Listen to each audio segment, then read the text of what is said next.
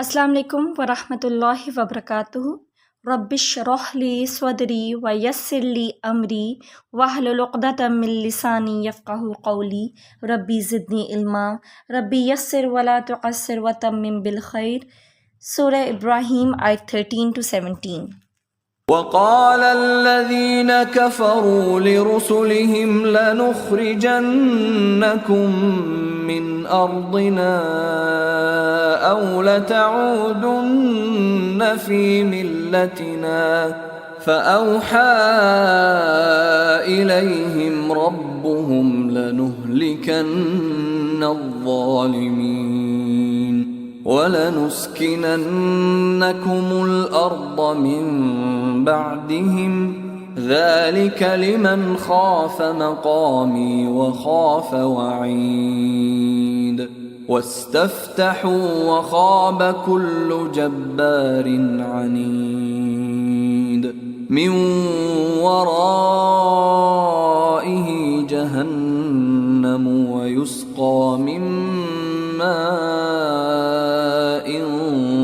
صديد يتجرعه ولا يكاد يسيغه ويأتيه الموت من كل مكان وما هو بميت ومن ورائه عذاب غلیظ۔ اور کہا ان لوگوں نے جنہوں نے کفر کیا اپنے رسولوں کو، البتہ ہم ضرور نکال دیں گے تمہیں اپنی زمین سے، یا البتہ ضرور لوٹو گے ہماری ملت میں۔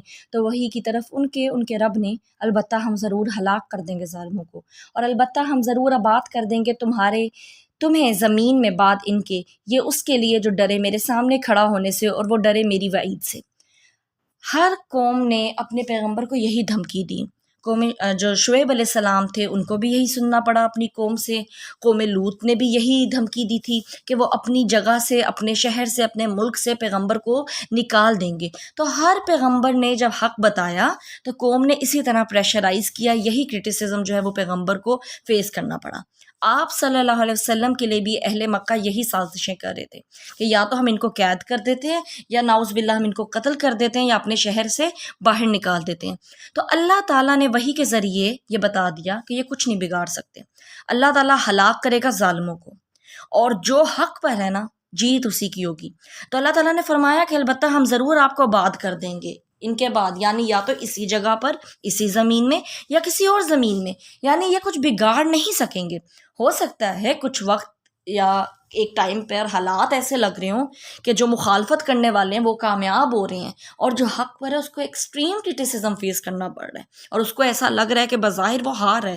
لیکن جو کوئی اللہ تعالیٰ کے ساتھ مخلص ہے، یہ اللہ تعالیٰ کا وعدہ ہے کہ حق پر جو انسان ہے اللہ تعالیٰ اس کو کبھی بھی ہراتے نہیں ہیں۔ جیت جو ہے وہ ہمیشہ حق کی ہوتی ہے، اور حق بتانے والے کی ہی ہوتی ہے۔ تو یہاں پر اللہ تعالیٰ نے بتا دیا کہ اللہ تعالیٰ اس انسان کو کامیاب کر دے گا۔ جیت اسی انسان کی ہے جو اللہ تعالیٰ کے سامنے کھڑا ہونے سے ڈرا، جس کے دل میں تقویٰ ہوگا۔ ہاں اب دیکھیں یہاں پہ شرط کیا ہے، تقویٰ، کہ اگر کوئی اللہ کے ساتھ مخلص ہے نا تو پھر وہی کامیاب ہوگا، اس کو دشمن کوئی نقصان نہیں پہنچا سکیں گے۔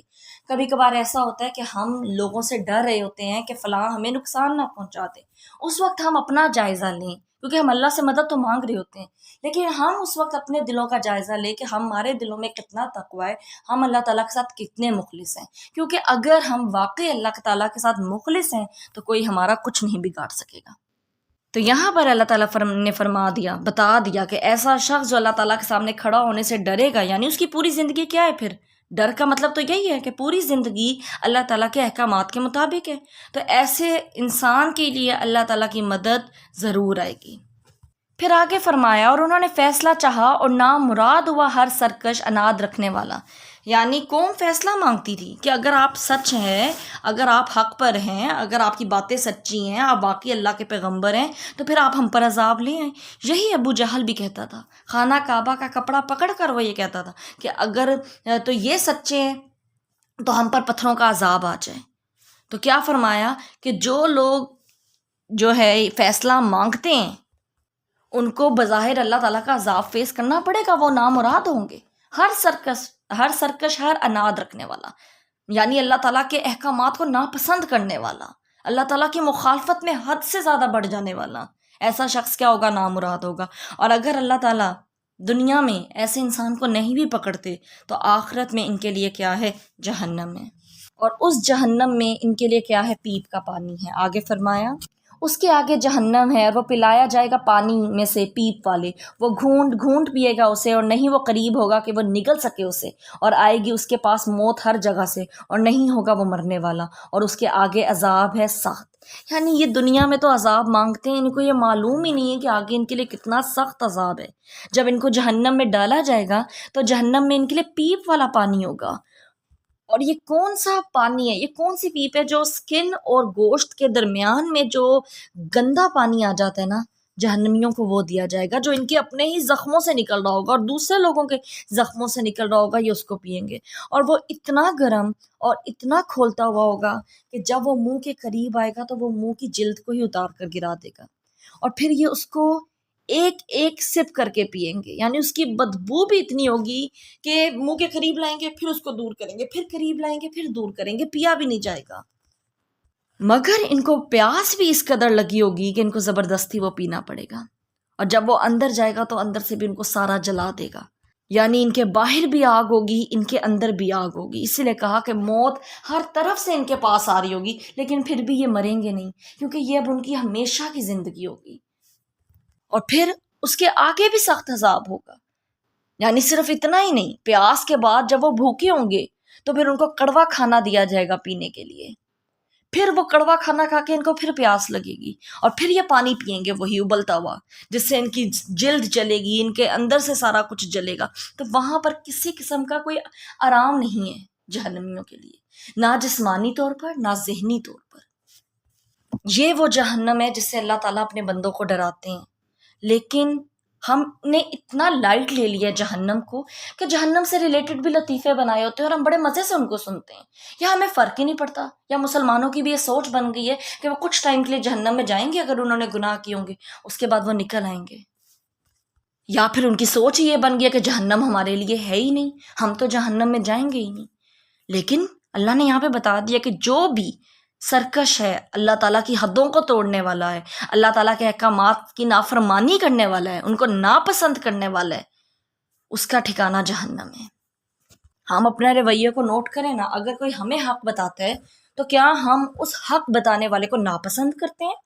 کیا ہم اللہ تعالیٰ کی بات کو ناپسند کر رہے ہوتے ہیں، اور ہم یہ چاہ رہے ہوتے ہیں کہ یہ جو ہمیں حق بتا رہا ہے وہ ہماری اس گیدرنگ میں کا حصہ نہ ہو، وہ وہاں سے چلا جائے، ہمارے گھر سے چلا جائے، یا ہمارے اس سرکل میں نہ ہو ہمارے ساتھ؟ تو اگر تو ہم بھی اس کی پریزنس سے تنگ ہوتے ہیں کیونکہ وہ ہمیں حق بتا رہے ہیں، تو اس کا مطلب کیا ہے کہ ہمارا کیا رویہ ہے اللہ تعالیٰ کے ساتھ اور اللہ تعالیٰ کے احکامات کے ساتھ؟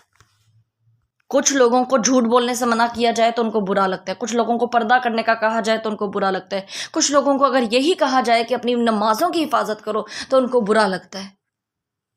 تو یہ جو برا لگنا ہے دراصل اللہ تعالیٰ کی بات بری لگ رہی ہے۔ آج انسان حق بتانا چھوڑ دے تو کسی کو آپ سے کوئی مسئلہ ہوگا بھی نہیں، مسئلہ لوگوں کو آپ سے صرف تب تک ہوتا ہے جب تک آپ حق بات کرنے والے ہوتے ہیں، آپ ان کی پسند کی بات کریں، ان کو مسئلہ نہیں ہوگا۔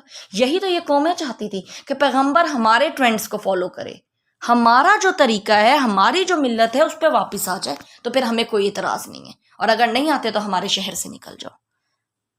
صحابہ کرام کو یہ حقیقت سمجھ آ گئی تھی، ان کو دنیا کی حقیقت، جنت کی حقیقت، جہنم کی حقیقت سمجھ آ گئی تھی، اس لیے ان کے لیے گناہ کو چھوڑنا مشکل نہیں تھا۔ زمانہ جاہلیت کے جو طریقے تھے وہ ان سے باہر نکل آئے تھے، مگر ہم ان طریقوں میں رہنا پسند کرتے ہیں، اور اس کی وجہ کیا ہے؟ کیونکہ ہم اللہ تعالیٰ سے ملاقات کرنے کو بھولے ہوئے ہیں۔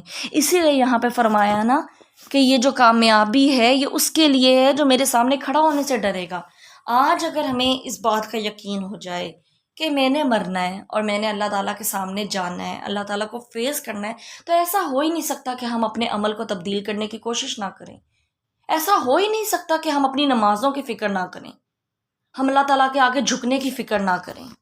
جب ہم رات کو سوتے ہیں تو موت تو آ گئی ہوتی ہے ہم تک، یہ تو اللہ تعالیٰ کا ہم پر احسان ہوتا ہے کہ اللہ تعالیٰ ہماری روح واپس ڈال دیتے ہیں اور ہمیں دوبارہ سے زندگی گزارنے کا موقع دیتے ہیں کہ شاید ہم اللہ تعالیٰ کی طرف پلٹ آئیں۔ اور اگر اللہ تعالیٰ ہمارے لیے اس وقت فیصلہ کر دے موت کا، اور ہمارے پاس کوئی نیکیاں نہ ہو تو ہمارا کیا انجام ہوگا پھر؟ کیونکہ اس کے بعد جب موت آ گئی تو پھر دوبارہ موت نہیں آنی، پھر جو انجام ہوگا وہ ہمیں فیس کرنا پڑے گا۔ تو یہ جہنم اتنی لائٹ چیز نہیں ہے جتنا ہم نے اس کو سمجھ لیا ہے، اور جتنا ہم ریلیکس ہو گئے ہیں۔ ہم اس دنیا کی حقیقت کو سمجھتے ہوئے بھی اللہ تعالیٰ کی طرف نہیں جا رہے، کیونکہ ہمیں اس بات کا یقین نہیں ہے کہ ہم نے اللہ کے آگے کھڑا ہونا ہے، یا ہم اپنے مسلمان ہونے پہ ہی سفیشینٹ سمجھتے ہیں ہم اس چیز کو کہ بس ٹھیک ہے ہم نے کلمہ پڑھا ہوا ہے، لیکن صرف کلمہ ہمیں نہیں بچا لے گا اگر ہمارے پاس اعمال نہیں ہوں گے تو۔ ہم سب قرآن پڑھ رہے ہیں، ہم اللہ تعالیٰ کو راضی کرنے کی کوشش کر رہے ہیں۔ جب ہم قرآن پڑھنے لگتے ہیں تو ہم اللہ تعالیٰ سے یہ دعا کیا کریں کہ یا اللہ ہم صرف آپ کے لیے اس قرآن کو کھول رہے ہیں، کہ آپ ہم سے راضی ہو جائیں، ہم اس کو سمجھ سکیں، ہم اپنی زندگیوں کو تبدیل کر سکیں۔ تو اللہ تعالیٰ اس قرآن کے ذریعے ہم پر رحم فرمائیں، ہمیں ان لوگوں میں شامل نہ کیا جائے کہ ہم قرآن تو پڑھیں لیکن اس کا ہم پر اثر نہ ہو، ہم قرآن کو کھولنے والے تو ہوں لیکن اپنی زندگیوں کو تبدیل نہ کر رہے ہوں اس کے مطابق، ورنہ یہی قرآن ہمارے خلاف گواہی دینے والا بن جائے گا۔ آخر میں اللہ تعالیٰ سے دعا ہے کہ اللہ تعالیٰ ہم سب کو حق کو سننے والا بنائے، حق کو سمجھنے والا بنائے، حق پر عمل کرنے والا بنائے۔ اللہ تعالیٰ ہمیں ان لوگوں میں شامل کرے جن کے دلوں میں اللہ کا تقویٰ ہوتا ہے، جن کو اس بات کا یقین ہوتا ہے کہ انہوں نے اللہ تعالیٰ سے ملاقات کرنی ہے اور اپنے اعمال کے لیے اللہ تعالیٰ کے ہاں جواب دے ہونا ہے۔ اللہ تعالیٰ ہم سب کو گناہوں سے بچائے اور نیکی پر استقامت عطا کرے۔ اللہ تعالیٰ ہم سب کو اس دنیا میں بھی بھلائیاں دے اور آخرت میں بھی بھلائیاں دے، اور ہم سے وہ کام لے لے جس سے اللہ تعالیٰ راضی ہوتے ہیں، ہمارے لیے وہ نیکیاں کرنا آسان کر دے جو ہمیں اللہ تعالیٰ کی رضا کی طرف لے جائیں، اور ہر وہ کام چاہے چھوٹا ہو بڑا ہو جس سے اللہ تعالیٰ ناراض ہوتے ہیں وہ اللہ تعالیٰ ہماری زندگیوں سے باہر کر دے۔ آمین ثم آمین۔ السلام علیکم ورحمۃ اللہ وبرکاتہ۔